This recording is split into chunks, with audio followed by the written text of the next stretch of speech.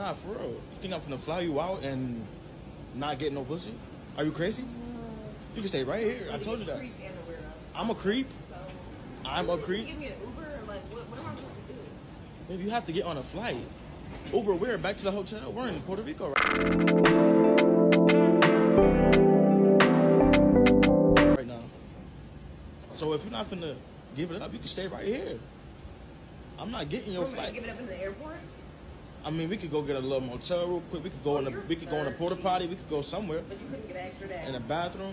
I didn't get an extra day because you was acting funny since you got here, acting like you ain't wanna. You feel me? But now all of a sudden you on your period. Now all of a sudden you on your period. So what you gonna do? Let me know right now. To get home, for real? No, seriously, I'm not buying. I bought a one-way trip for both of us. Now you need to find your way back.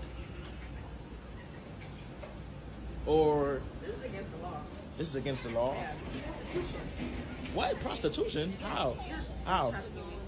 I'm sex trafficking you? That's what you call that? No. You can't decenter men until you decenter luxury too. With all forms of power comes a crisis of legitimation. Why is it that you have all this wealth and status and I don't? And this aspirational social media content that's supposed to elicit a slay girl slay, I guess, is meant to be that legitimation.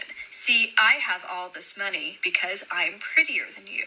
I have all this money because I'm more tapped into my feminine energy than you. I have more money than you because men like me more. And yes, more often than not, this luxury lifestyle content is hypergamist propaganda. They will say they're so in their feminine energy, and feminine energy is a code word for pretty and white. But anyway, that men are begging them to take their money, apparently. But the thing is, this kind of upper class aspirational content comes in many mutations and forms. And there's an entire strata or hierarchy of it. You have the aforementioned hypergamist, get a rich man, it's super empowering to just date men for money, which, again, that's an entirely different debate. But I think at the very least, promoting it as a get-rich-quick scheme is misguided at best. And secondly, you have the iteration of it, which is, I am such a strong, independent woman that I can get my own Gucci. Although this content is always repulsive, it was particularly disgusting today when I saw a woman posing in the Maldives in a skin-tight Versace dress, and my next scroll was a young Palestinian girl dragging her little sister on her back from one refugee camp to the other. And I thought to myself, why are we celebrating and uplifting these Maldives jet-setting women and not the little girl who is dragging her sister to safety? That is real bravery. That is showing fortitude. And it is everything that supposedly people who are wealthy have. And naturally, the feminist component of this arises because we see two polar opposite expressions of the female experience. One is of disadvantaged poverty and a war-torn environment, and the other is this display of excess.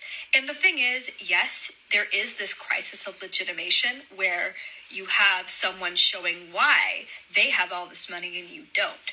But I have to wonder when I'm seeing this content, clearly you want to have more status by showing this to the general public instead of quietly partaking in your luxurious lifestyle, meaning that you are partial to enforcing these stringent class lines.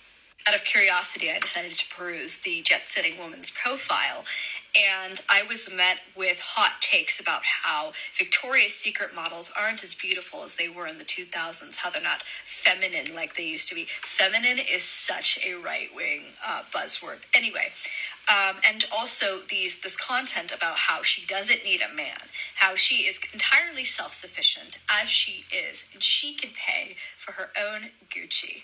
That is not exemplary feminism.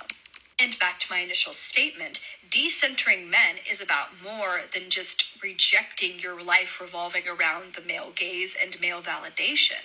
Instead, it's all about the ways that patriarchy permeates. And if you don't think that the institution of designer brands isn't patriarchy, then you're woefully misguided. I said this in another video, but I will repeat it here. A designer brand logo is meant to mark a rich man's side chick. There is nothing empowering about it. Even if you get it yourself because you're such a boss babe, it doesn't make it any more feminist, because while you're enjoying the luxuries that capitalism offers, there is a little girl in Gaza who isn't even wearing shoes when she is traveling between refugee camps. And according to this doctrine, although they may not come right out and say it, they probably won't, they'll ignore Gaza and Sudan and the Congo altogether. And the fact that the designer goods that they display on social media is made from near slave labor and extremely harsh working conditions at best. And just the general message it promotes, that people who wear these certain items are better than others. And yes, designer brands almost exclusively target a female audience. Actually, not exclusively, but predominantly, yes. Like, men have the whole Rolex watch thing. Anyway, if you're a woman and you've ever posed on social media how you have this wealthy lifestyle, screw you. I have no respect for you. And yes, that is harsh. It is a strong condemnation of this. But what is the purpose of showing it? It's meant to enforce class hierarchy, number one. But most importantly, it's meant to show why you specifically deserve this. That aspirational content is meant to be a have or have not inherently. Either you're supposed to want it in the future, or it's supposed to reinforce that you really aren't as good as me. There is no other reason to post your luxuries on social media other than the fact that it reinforces that I am better than you. And I can't think of anything less feminist. And even if you have a girl boss spin on it, as in I buy my own Gucci, save it. You're still playing for the patriarchy. And listening to her made me realize something else that's more important, like the trips that you take with those men. Those vacations where you now cannot afford to take that trip, and now you're relying on that man to pay that trip for you. You're relying on him to do that to you.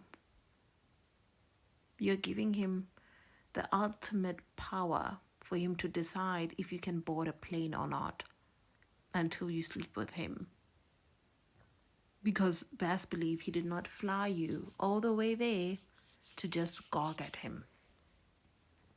He flew you there so that you can sleep with him and give your body and give escort services to him for that trip that he paid. Now, if you don't do that, he's going to leave you stranded. He can and he will, without giving a damn what happens to you. And he's gonna literally embarrass you on the internet, carrying your bags with literally a video in your hand with a man literally harassing you.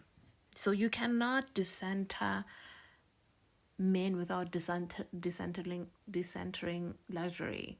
And we learned this in South Africa as well. When a man buys you two savannas, which is alcohol, by the way, he feels entitled to you. He buys you just one thing that costs about 150 rand. That's less than $5. And already this man is entitled to your body for $5. I don't know if it's $6 or what, but he's literally entitled to your body. He feels that he owns your body. He feels that it belongs to you, to him. He believes that in that moment you are his and he must do what he pleases with it. So you can't decenter that. You can't decenter luxury without decentering men on a fundamental level, because it's associated with their desire for you and what they expect of you. And which brings us to the point that your feminism as well needs to be active. This is why I say that the feminism that matters is the one in Korea, South Korea, where women are shutting down schools and the birth rate because they don't want to participate. They don't want to. They don't care. In their majority, and that's how it should be. And that's literally how it should be. Otherwise, things like this where you're holding your bag at the airport will continue to happen.